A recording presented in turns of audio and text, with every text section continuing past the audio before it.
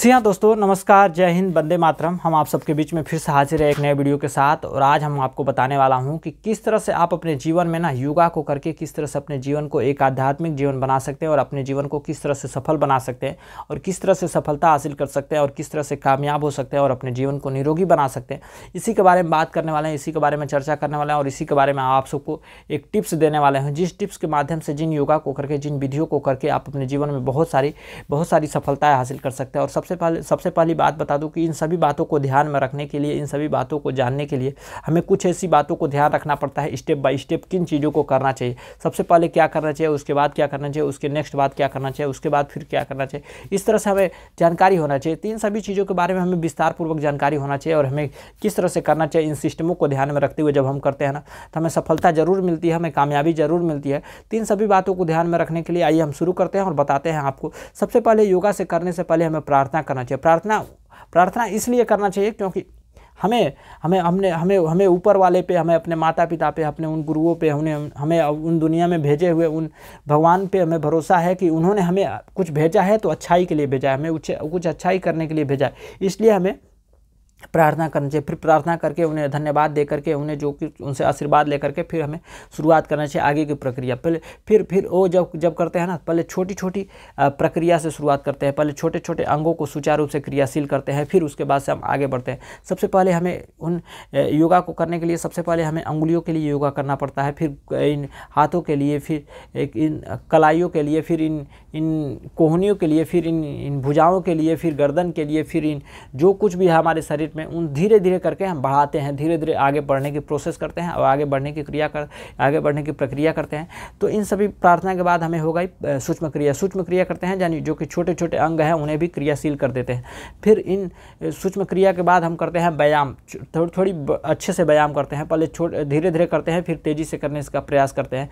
व्यायाम करते हैं जो कि हमारे सर से लेकर के पाँव तक यानी सर से लेकर के एड़ी के पंजे तक उन सभी अंगों को एक क्रियाशील कर दिया जाता है। उन सभी अंगों को एक तेज़ी के साथ हमें आगे बढ़ने का एक प्रक्रिया दिया जाता है। इन सभी अंगों को हमें तेज करने की प्रक्रिया किया जाता है, जैसे कि हम व्यायाम के माध्यम से कर सकते हैं। व्यायाम में धीरे धीरे भी कर सकते हैं, तेज़ी के साथ कर सकते हैं। व्यायाम में हमारे इन गर्दन से लेकर के कमर तक, कमर से लेकर के एड़ियों तक, इन सभी चीज़ों को एक्सरसाइज कर दिया जाता है। इन सभी अंगों को एक एक्सरसाइज कर दिया जाता है, एक तरह से क्रियाशील कर दिया जाता है। तो फिर हमें व्यायाम करना चाहिए। फिर व्यायाम करने के बाद जब बैठ जाते हैं, व्यायाम करने के बाद बैठते हैं हम प्राणायाम करने बैठते हैं। प्राणायाम में हमारी सांसों से लेकर के उन मन मस्तिष्क को सुचारू रूप से कार्य करने का एक प्रक्रिया कर दी जाती है। इन क्रियाओं के साथ मिलकर के हमें अच्छा से करने का बेहतर एक मौका मिलता है। तो हम अच्छा से प्राणायाम भी करते हैं। प्राणायाम करने से हमारे ध्यान, मन, आत्मा, सांस, ऑक्सीजन की मात्रा, जो कुछ भी हमारे शरीर में है,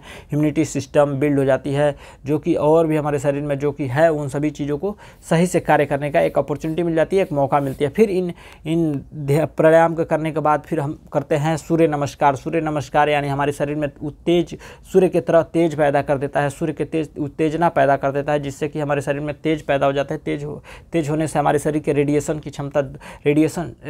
की क्षमता बहुत ज़्यादा बढ़ जाती है, जो कि रेडिएशन की मात्रा को हमें सहने के लिए एक ऊर्जा मिल जाती है, एक शक्ति मिल जाती है, जिससे कि हमारे शरीर में किसी प्रकार की हमारे शरीर में कोई एलर्जी की परेशानी नहीं होती है। और भी तमाम ऐसी उससे है कि जिससे हमारे शरीर में एक ऊर्जा मिल जाता है। इन सभी चीज़ों में लाभ मिलता है। फिर इन सभी को करने के बाद फिर हम करते हैं आसन में बैठ जाते हैं। आसन करने के बाद फिर कमर से लेकर के यूट्रस से लेकर के इन भुजाओं को लेकर के गर्दन तक, पैरों को, एड़ियों तक, इन घुटनों के सब कोहनों सब चीज़ों के लिए हम आसन करते हैं। आसन में बहुत सारे ऐसे BP, sugar, cholesterol, uric acid, इन सभी चीज़ों में हमें लाभ मिलता है। आसनों से हमें लाभ मिलता है। इन सभी चीज़ों में लाभ मिलने के साथ साथ ना बहुत सारी ऐसी प्रक्रिया मिलती है, बहुत सारे ऐसे लाभ मिलता है। फिर आसन को करने के बाद से हम लास्ट में करते हैं ध्यान करते हैं। ध्यान करने से हमारे शरीर में जो कुछ भी सहने की क्षमता होती है, गुस्से को त्यागने के लिए बहुत सारी ऐसी प्रक्रिया है जो ध्यान से हमें हासिल किया जा सकता है। ध्यान से हमें उन पे काबू पाया जा सकता है। बहुत सारी बीमारियों से भी निजात पाया जा सकता है, जो कि हमें ध्यान लगा करके इन सभी चीज़ों को प्रक्रिया के साथ किया जाता है।